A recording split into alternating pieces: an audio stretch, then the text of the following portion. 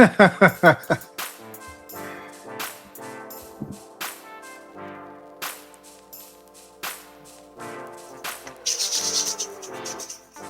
to a Freedom Cage Podcast Sports Edition, man. It's been a little bit since we did one of these, but this week has been so crazy. People getting fired, people quitting. Yeah, the NFL's nuts, bro. But real quick, man, how you been in the sports world this week? Oh man, it's been busy. Like you said, man, the alerts are coming in left and right. I think the alerts came in as soon as the last game was played. But Crazy. yeah, we're gonna get into it, man. We're gonna get into it. All right, let's start at the top, man. Nick Saban, man, Mr. Alabama himself, man. I ain't gonna lie, this one kind of hurt my soul a little bit. Listen, man, they did what they had to do to Georgia. We appreciate that. You know what I'm saying? Let the town, let the country know that, hey, we're still them boys, but they couldn't take care of business when they had to when it was time to get to the national championship. But I gotta ask you, bro, if they did win and they got to the Natty and somehow, some way was able to get past Michigan, do you think he would have stayed? Definitely. I think ever since the Dabo Sweeney era, the Georgia era, Saban was trying to get that. He was trying to get that trophy, that crown back. And he tried. You know what I'm saying? It was a hell of a run, like you said. But I definitely think if they get past Michigan and they win the chip against Washington, we're not talking about this right now. It's funny. I felt like in the back of his head, this might have been his last hurrah. Like he was hoping he could go out on top as far as I won the Natty. Y'all need us no more. We out of here.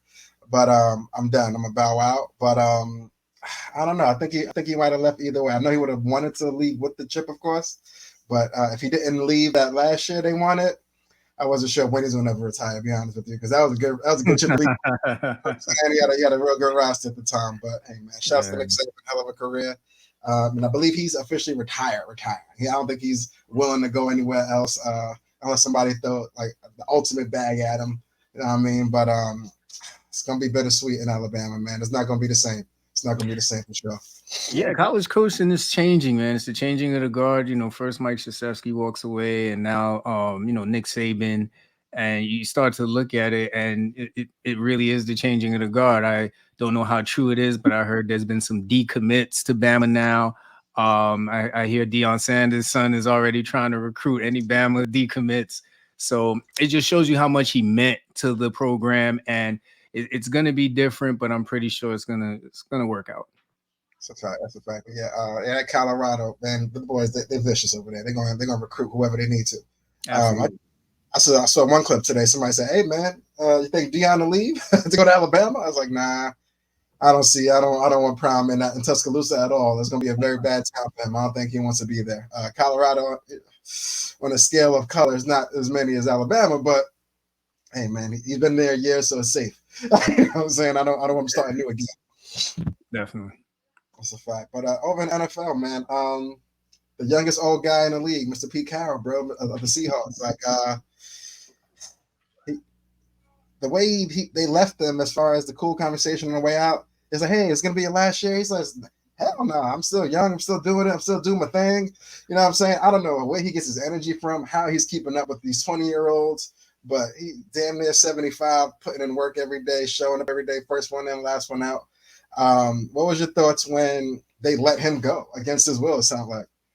I was surprised, but I understood because once the Legion of Boom fell apart, and then they really started criticizing Russell Wilson, Richard Sherman left. You started to see the foundation of the prime of Pete Carroll's era start to fizzle, and then how can we forget Marshawn Lynch, right? So now I think it is time. It's almost like what they were saying about Mike Tomlin before Pittsburgh made the playoffs. It might be time for him to walk away, even though he still got it. So I wasn't surprised that Pete was up there. Like you said, I really hope we both have that energy in our 70s, so we can keep doing this shit right here for some change. But yeah, man, I shout out to Pete. I'm pretty sure he ain't just gonna land on his feet, man. He gonna land on a jet to another team real soon. That's a thing though. Like, do you hire the senior citizen now at this point? Like, you know what I'm saying? If he was ready in the building, hey, man, he could have started collecting Social Security checks a couple years ago. You know what I'm saying? Like, but hey, young, he He was energetic. He kept the mojo going. Yeah. But I don't know if they're gonna put him in another NFL nursing home at this point in time. You know what I'm saying? It's rough, man. We gotta get a soundboard, man. Every time we gotta get a soundboard. Every time you say some shit, I'm gonna go. Yeah, it's definitely gonna be next phase of the FCP Quickies for sure. But like listen, like you said, I'm happy he was able to leave out on his own 2 legs. They have to roll him out of there. You know what I'm saying? Hey, shouts to him, man. Shouts to him. He did a damn good job though. He did a damn good job, man. Nah, But another NFL coach, unfortunately, who caught the can, Mike Vrabel. Now it was weird with his departure because don't get me wrong, Tennessee did have a down year. You know what I mean? It wasn't as explosive as they had been in the last few years. But unfortunately, his last 2 seasons were losing seasons in a sense compared to what he did when he first started. It seemed Derrick Henry towards the end, he was on his way out as far as giving the crowd a speech on the way in. Like, yeah, I love y'all, you know, Tennessee forever type shit. I was like, I don't think we needed that from you today, bro. I thought we was really expecting, next year, come back twice as strong. You know what I mean? That's what I was looking for. Did you happen to catch his signing out speech before we get to Mike Vrabel? Yes, I did. And I feel like Derrick Henry got disrespected because he's still he's a hot commodity in my eyes. Like he still has like the numbers and the skill, and for them to let him walk, like that's disrespectful. Like I don't know. I don't know if it's any bag issues. I got to double check his contract parameters. See when that free thing comes through. But he's been a constant mainstay there. And I think he's second all-time leader in rushing over there. I don't know if it's behind Eddie George or not, but he's up there, and he's definitely gonna get his name in a Hall of Ring honor, whatever they got going down there in Tennessee. But I really hope he can come back. But it all depends on who the new coach is, and I hope he's run savvy and run heavy. You know what I'm saying? Because if he's a passing dude, I don't want to see him back there pass blocking all damn day. That ain't his job. You know what I mean? We'll see. But Mike Vrabel, man, he was the igniter that Tennessee needed when he first got there.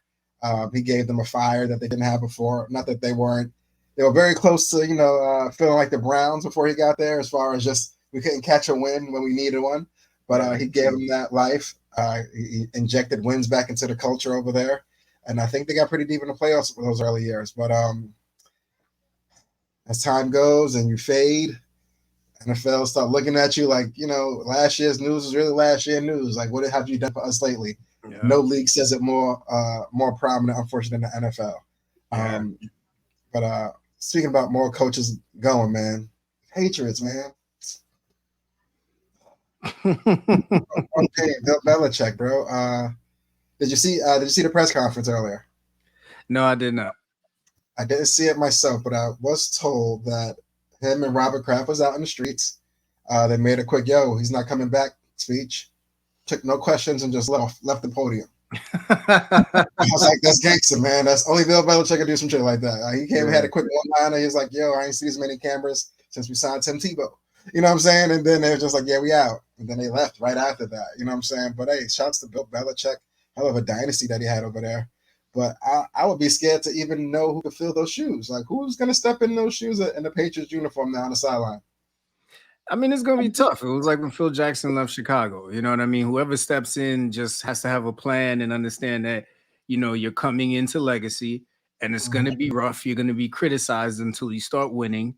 But the best thing you can do is stick to your game plan and get trust from the players, and hopefully your GM or, whoever's running operations does something good in the draft or in trades, because I know they got the cap space. They ain't got nobody really taking up the money over there. So they got plenty of room, and I'm pretty sure they got plenty of draft picks, hopefully. Hey, man, it's changing of the guard, man. Brady's gone. Belichick's gone. It's time for new blood. Oh, man. New blood over there in Foxborough. That hurts, man. That hurts. But hey, man, like we were saying on the live earlier this week, if you caught it, we appreciate you. But hey, man, the NFL packages, the red zone, man, let it go. It's time. But we in playoff season, man. Who's for head coaches, man? Who's doing in playoffs this week for you? Oh man, you mean which one that I think is gonna win, or? Oh no, just as far as head coaches in the playoffs this year. Yeah. So we got 3 black head coaches in. this weekend. We got Mike Tomlin. We got from the Pittsburgh Steelers. We got D'Amico Ryan from Houston Texans, and then we got Todd Bowles from the Buccaneers. Man, um, as far as like who stood out to me the most this season, I gotta go with D'Amico Ryans. I mean, a rookie head coach and a rookie quarterback, and they go and he like CJ Stroud, man, that's a whole nother subject that we could get into. But the coaching behind D'Amico Ryans, the mentality he brought into that team, the confidence that he brought to that team is phenomenal. I gotta say he stood out the most to me this season. Yeah, you got me there because I'm definitely leaning towards him. He just he had the winning touch as far as what they needed. Like, it wasn't a perfect season. I do know they missed CJ Stroud a couple late games due to some concussion protocols, unfortunately. But they stepped up in light of that. Left with a winning season, and now they get to enter the playoffs for the first time in a long time. So I'd like to see how far they go, but we'll see this weekend, man. And Mike Tomlin, like you're saying before, hey, man, if there's anybody who's going to stand the test of time, he's Belichick without all the rings. You know what I mean? Yeah. Getting everything done, showing up every year, making sure you got a plus 500 record, no matter what happens throughout the season. And once again, they fought their way in, and now they got a wild card weekend coming up, man. But I like to see Mike Tomlin. I like to see him get far in the playoffs this year. He's very deserving at this point. You know what I mean? He's been through the quarterbacks. He's been through the defense, the curtain steal and all that. He's been there, seen it come, seen it go. You know what I mean? It's had to, pivot and move accordingly, and he's done so. But not for nothing, I know DeMarco Ryans, he had a pretty raw deal coming in as a rookie, getting a rookie quarterback. But same with Todd Bowles. Y'all just won a chip a couple years ago. Tom's, you know what I'm saying? Tom's like, yo, it was number 50, man. I'm out of here, man. Y'all, I mean, Tommy, he had to do a swan song, which we respect, appreciate.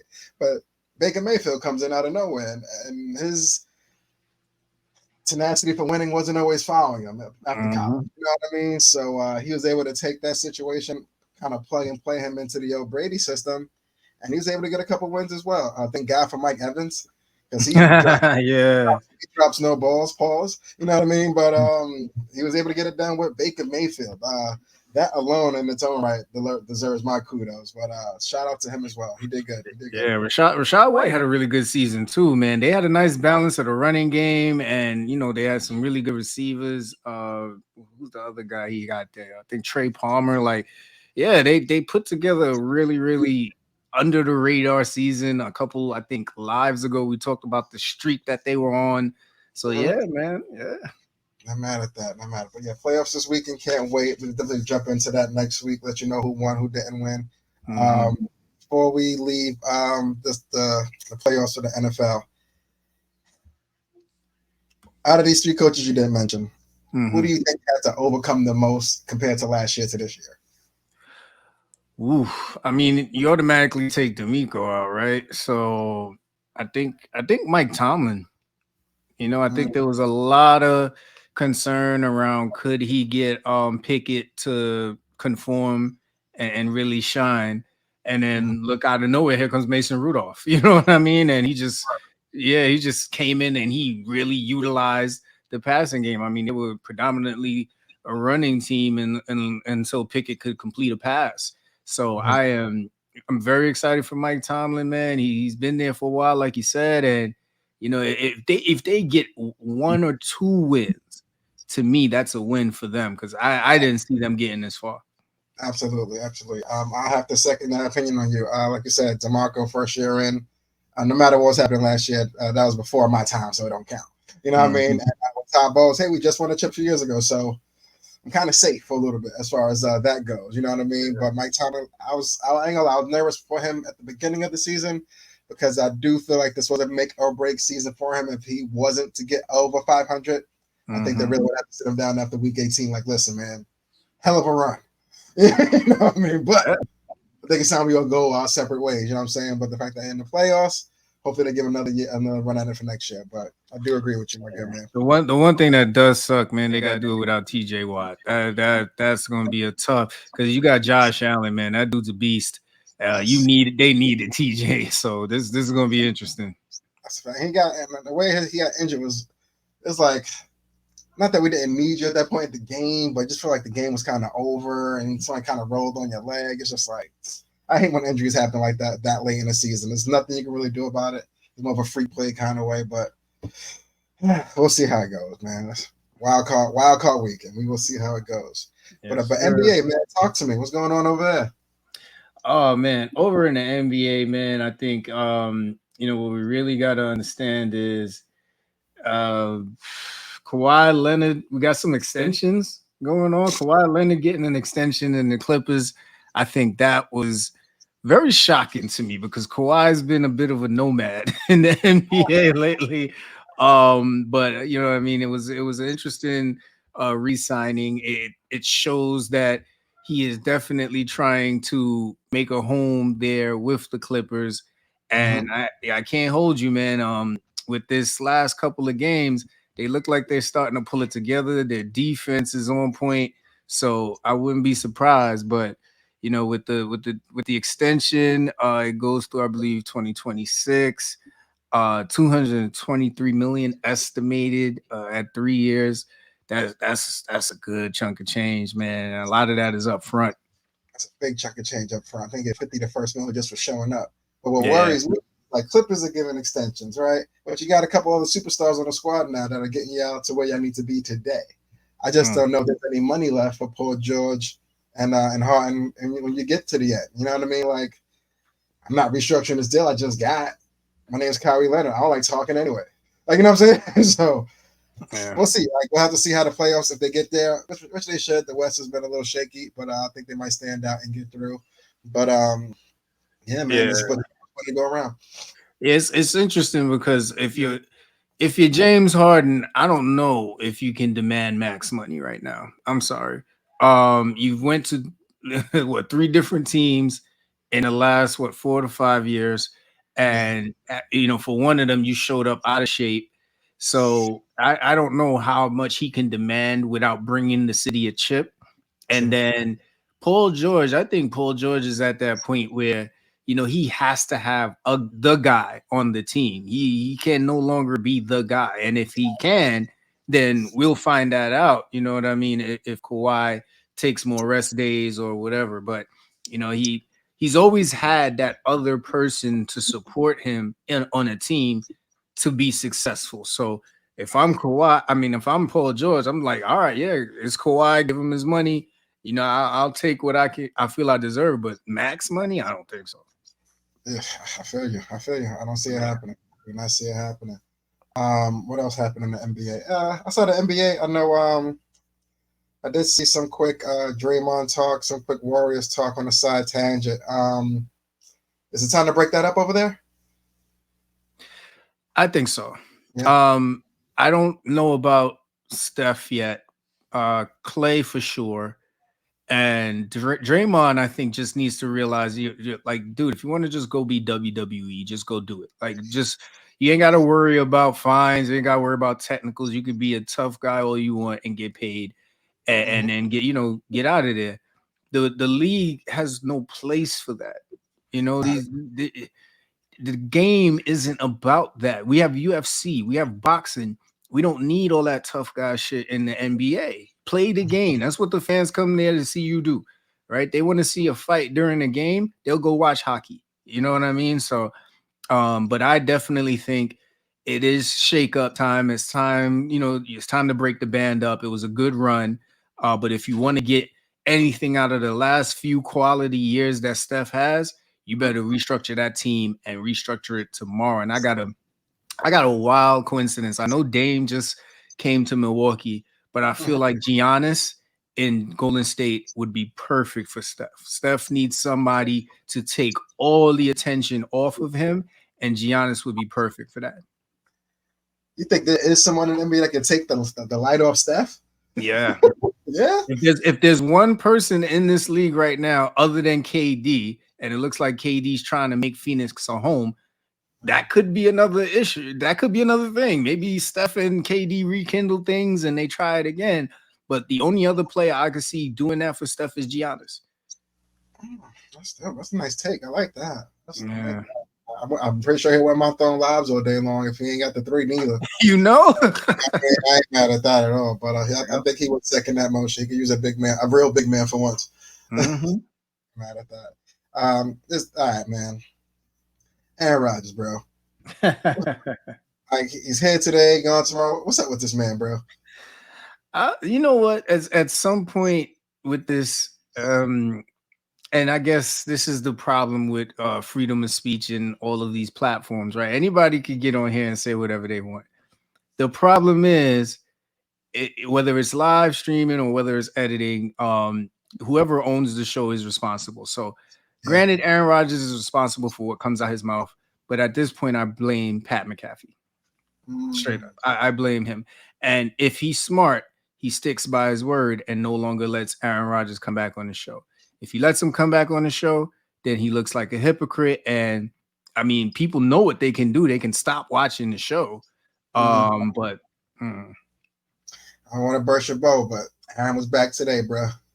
See? He was in the woods. He had a weird connection somehow, some way. But there was talking to him. I didn't get to see the whole clip, but he was definitely back in uniform, as a media uniform, I'll say today, because he's not in the Jets uniform at the moment. They're done. But off season has officially started, and I don't know. His like you said, his freedom of speech goes super far and super weird. So I wish him the best with that. But Pat McAfee, he has to be very careful on that little boat that he's on, because ESPN, they're giving a lot of rope. A lot more than they gave a lot of other, personalities in the past. Absolutely. So he wants to keep that rope being there, and you got to stop tugging on it so hard. But we'll see, man. Pause. We shall see. We shall see, Aaron. This last thing. Before we leave, Aaron, anything else specific you want to drop on that one? Nah. All right, this last thing, man.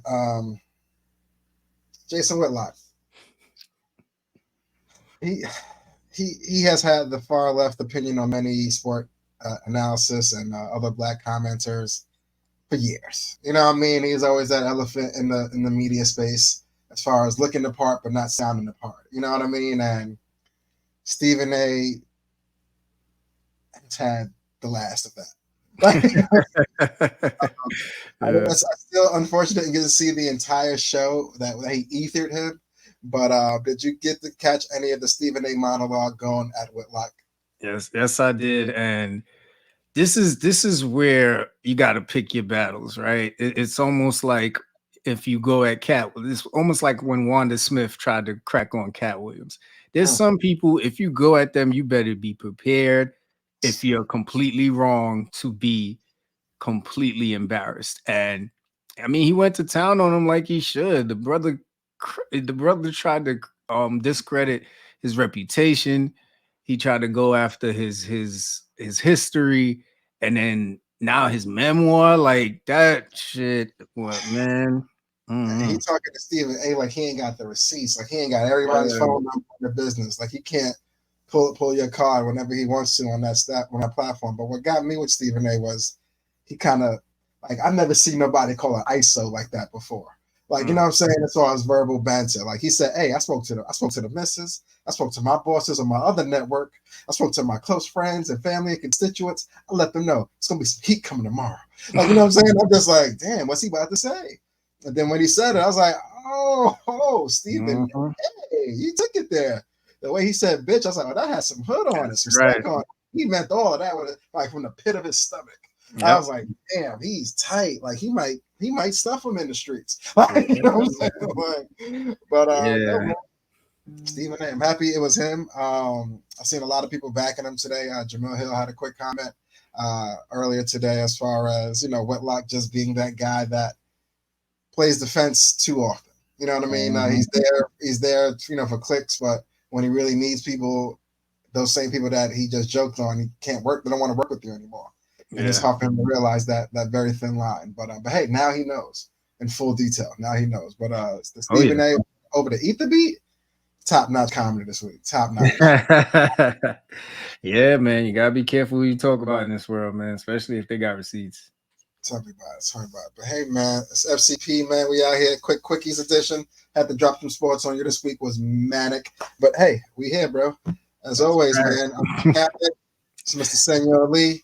And so next time, my good man. Yes, sir.